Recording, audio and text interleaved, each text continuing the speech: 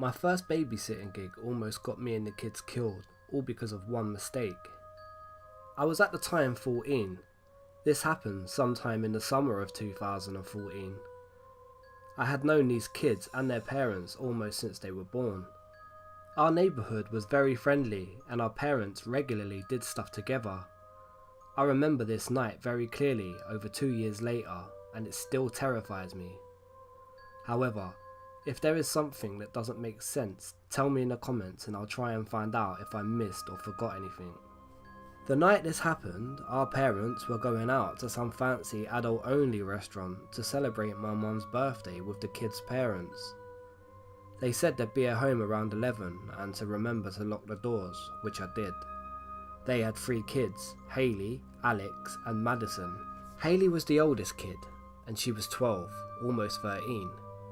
I know it seems weird that I was babysitting a kid only 2 years younger than me, but Hayley wasn't the most trustworthy kid. I think she would have been a much better kid if her friends weren't such bad influences. Alex was the middle child and their only son, and he was usually pretty good. He liked video games a lot and was usually pretty quiet. Madison was the youngest, I think she was 6 at the time, and she was probably the most difficult. She wasn't the best at listening and tried to act older than her age, swearing, refusing to sleep, and even stole stuff from her school more than once. Our parents met up and left at about 7.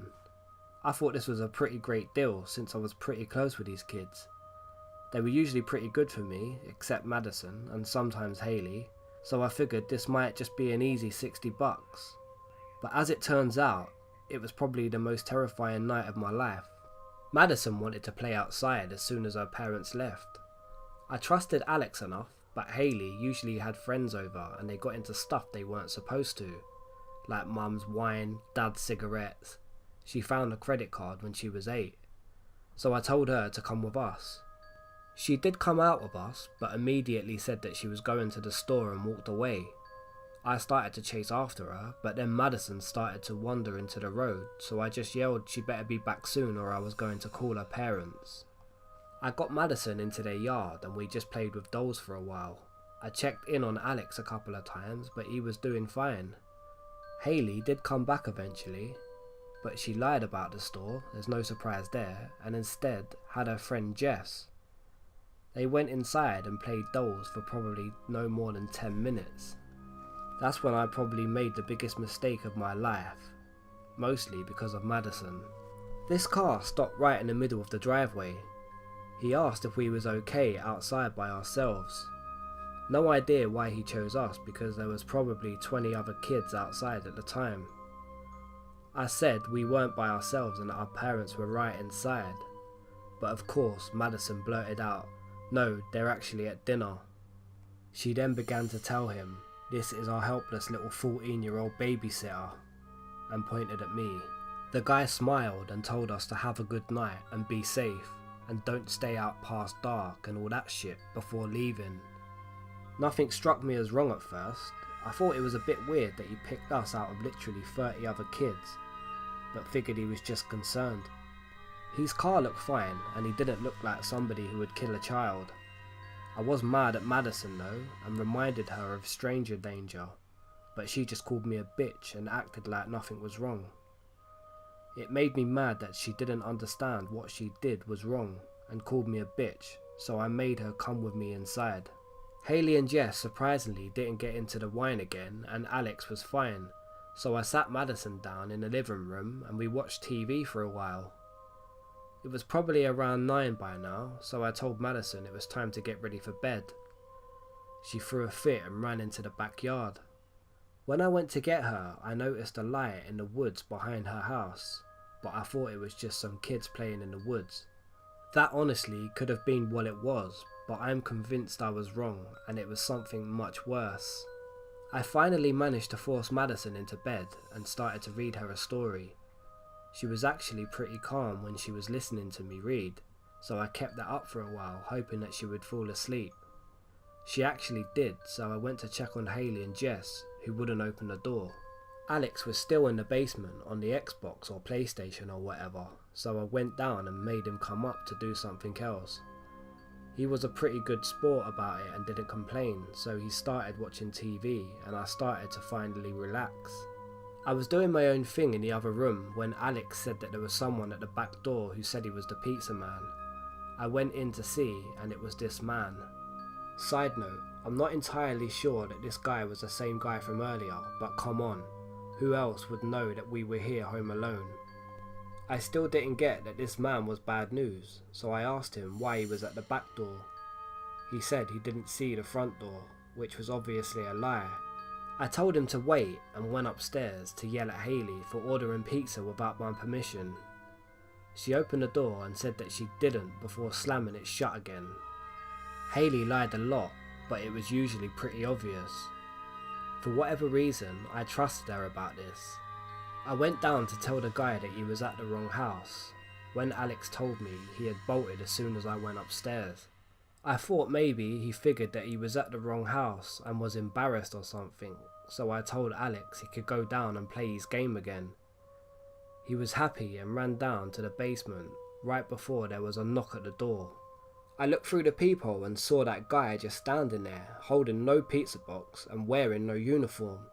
I didn't notice this at the time, but realised later when I was telling my historical parents and the police. "Sorry dude, you got the wrong house," I told him.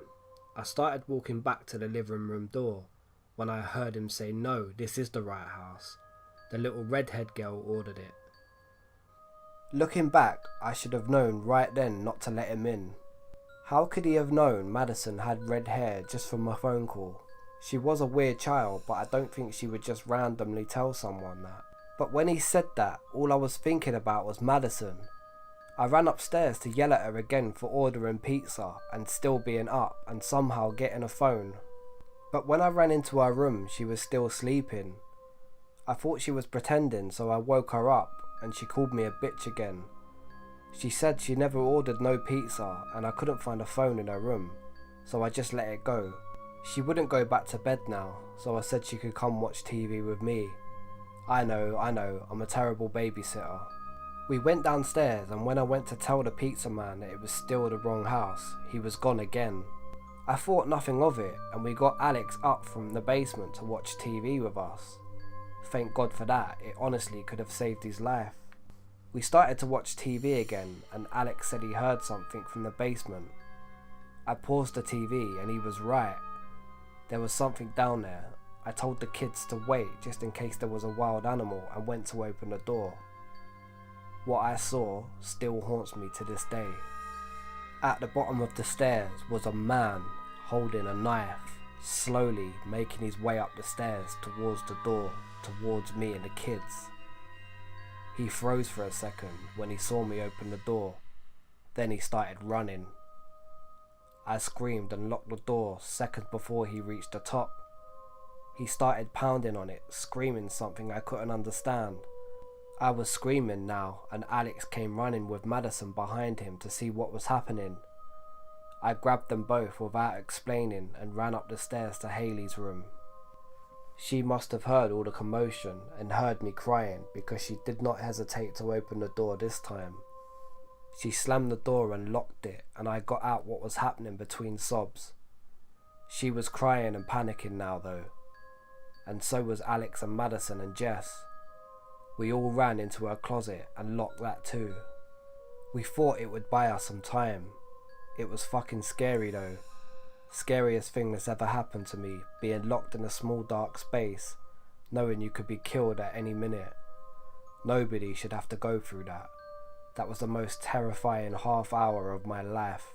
We were all quietly sobbing and we could hear pounding downstairs and then it suddenly stopped. We were even more scared now, thinking that he had broken down the door and he was on his way to kill us. But it was actually her parents coming to save us. The guy must have heard all four of our parents and realised that he couldn't take all of them on. I guess he just ran off into the night because they didn't see him or even know about him until we told them what had happened. I'll never know what happened for sure because they never found him. The sick fuck escaped into the night. Our parents were screaming our names when they had realised what had happened downstairs. He actually had busted down the door and ripped apart the living room and the kitchen looking for us. If they had arrived any later, I might not be alive to type this right now. I only babysat a couple of more times after that. I had severe paranoia that this man would come back for me. I had a nervous meltdown more than once and I had to leave. The man never came back, but I was sure that me living through that night was a mistake and this man was going to end my life. Please, anyone who's reading this, remember to teach your kids stranger danger. Drill it into their brain. Lock your doors and windows too, because you never know what could happen.